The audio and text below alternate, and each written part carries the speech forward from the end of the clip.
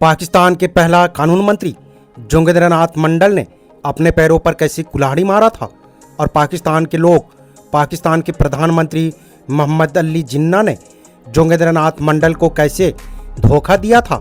उसके साथ साथ भारत के कांग्रेस पार्टी और सरदार पटेल ने भी जोगिंद्र नाथ मंडल को कैसे धोखा दिया था। बाबा साहेब डॉक्टर भीमराव अंबेडकर जी ने बार बार समझाया था, लेकिन उसकी बात को नहीं मानी। आइए इस विषय पर संक्षिप्त में जानते हैं। वीडियो को पूरा देखें, तभी जाकर समझ पाएंगे। KB अम्बेडकराइट यूट्यूब चैनल में आप सभी का स्वागत है। जय भीम। भारत आज़ाद होने से पूर्व भारत का विभाजन होने पर पाकिस्तान का जन्म 14 अगस्त 1947 को हुआ। उसका मंत्रिमंडल भी कराची में बना।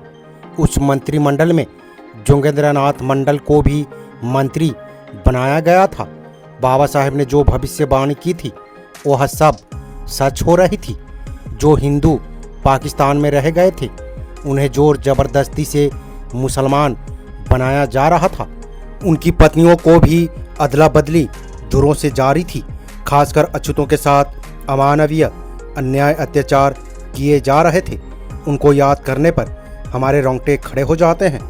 खासकर सफाई करने वालों को आने भी नहीं दिया जाता था। उन सबको मुसलमान बना दिया गया। इस बात का विरोध यहाँ की पार्लियामेंट में भी किया गया। श्री जवाहरलाल नेहरू से भी बाबा साहेब ने कई बार कहा कि हमारे सभी लोगों को सुरक्षित रूप से हिंदुस्तान लाया जाए, लेकिन नेहरू ने कोई ध्यान नहीं दिया। उधर पाकिस्तान में हर प्रकार की गड़बड़ी करने के लिए कुछ स्वार्थी तत्वों के लोग प्रयत्न कर रहे थे। उन तत्वों के आसान शिकार हुए जोगिंद्र नाथ मंडल। मंत्रिमंडल में होते हुए भी उन पर कई प्रकार के असहनीय दबाव थे। पाकिस्तान मंत्रिमंडल में अकेले गैर मुसलमान मंत्री थे। वो अछूतों को जोर जबरदस्ती मुसलमान बनाए जाने पर भी दुखी और क्रोध थे, लेकिन अकेले होने के कारण विवश थे। उनके साथ धोखा हुआ था। कहा जाता है कि उन्हें भारत या कांग्रेसी नेताओं ने विश्वास दिलाया था कि अगर वो पाकिस्तान से वापस आकर यहाँ रहे तो न केवल उनका यहाँ स्वागत किया जाएगा, बल्कि उन्हें यहाँ के मंत्रिमंडल में भी लिया जाएगा। इसमें उस समय के गृह मंत्री सरदार वल्लभ भाई पटेल की भी सहमति थी। श्री मंडल इस प्रकार भारत और पाकिस्तान के कूट राजनीतिज्ञों के अनायास ही शिकार हो गए। श्री मंडल का सपना भंग हो गया। वो पाकिस्तान के मंत्रिमंडल से त्यागपत्र देकर भारत वापस आ गए।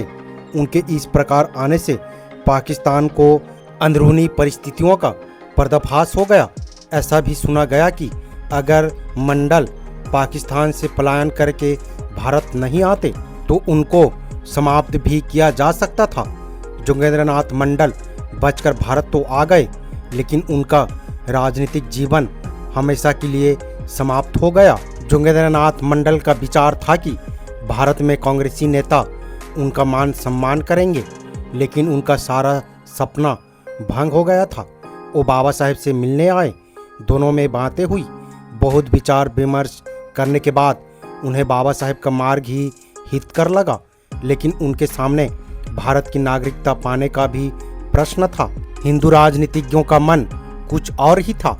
उनकी इच्छा थी कि वो श्री जोगिंद्र नाथ मंडल को भारत बुलाकर पाकिस्तान की अल्पसंख्यक हिंदुओं के संबंध में दुर्नीति का पर्दाफाश कर सकेंगे।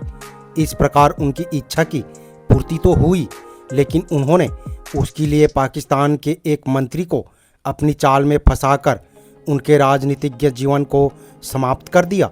श्री जोगिंद्र नाथ मंडल काफ़ी समझदार और सुलझे हुए राजनीतिज्ञ थे, लेकिन वो अपने दुश्मनी की चालों को समझने में चूक गए। अगर बाबा साहेब डॉक्टर भीमराव अंबेडकर की बातों को मानकर उस समय कराची न गए होते तो उनका नेतृत्व बना रहता और वो खुश रहते। भारत की राजनीतिक परिस्थितियों का जायजा लेकर उनका विश्वास और दृढ़ हो गया कि केवल बाबा साहेब डॉक्टर भीमराव अंबेडकर द्वारा दर्शाए हुए शुभ पथ ही उनका और उनके समाज का उद्धार हो सकता है, क्योंकि बाबा साहेब ने भगवान बुद्ध के सद्धर्म को अंगीकार करने के बाद रिपब्लिक पार्टी की नींव डाल दी थी। इसलिए उनके परिनिर्वाण के बाद उसी दीक्षा भूमि नागपुर में शेड्यूल कास्ट फेडरेशन के रिपब्लिक पार्टी ऑफ इंडिया के नाम से 7 अक्टूबर 1957 को घोषित कर दिया गया। श्री जोगेंद्रनाथ मंडल रिपब्लिक पार्टी ऑफ इंडिया और अपने एकमात्र नेता बाबा साहेब डॉक्टर भीमराव अंबेडकर को ही अनुयायी रहे। उनका ये विश्वास और अपने मार्गदाता के प्रति आस्था हमारे भावी इतिहास की धरोहर रहेगी। वीडियो आपको कैसी लगी अपने राय कमेंट बॉक्स में जरूर दें। वीडियो अगर पसंद आए तो लाइक करें, हाइप करें और सब्सक्राइब करना ना भूलें। वीडियो से रिलेटेड अगर कोई सवाल करना चाहते हैं तो वो कर सकते हैं। हम प्रयास करेंगे कि आपकी सवालों का जवाब दे सके, वो चाहे कमेंट बॉक्स के माध्यम से हो या फिर वीडियो के माध्यम से। अगर इस वीडियो में कुछ जानकारी मिली हो तो अपने दोस्तों के साथ शेयर करके उसे भी जानकारी दे सकते हैं। हमारे हौसला बढ़ाने के लिए और मजबूत करने के लिए हमारे चैनल पर ज्वाइन करें। हमें आर्थिक मदद करने के लिए थैंक्स की बटन दबाएं ताकि हम अगले वीडियो आप लोगों तक ला सकें। वीडियो में अंत तक बने रहने के लिए बहुत बहुत धन्यवाद। जय भीम, जय संविधान, जय मूल निवासी।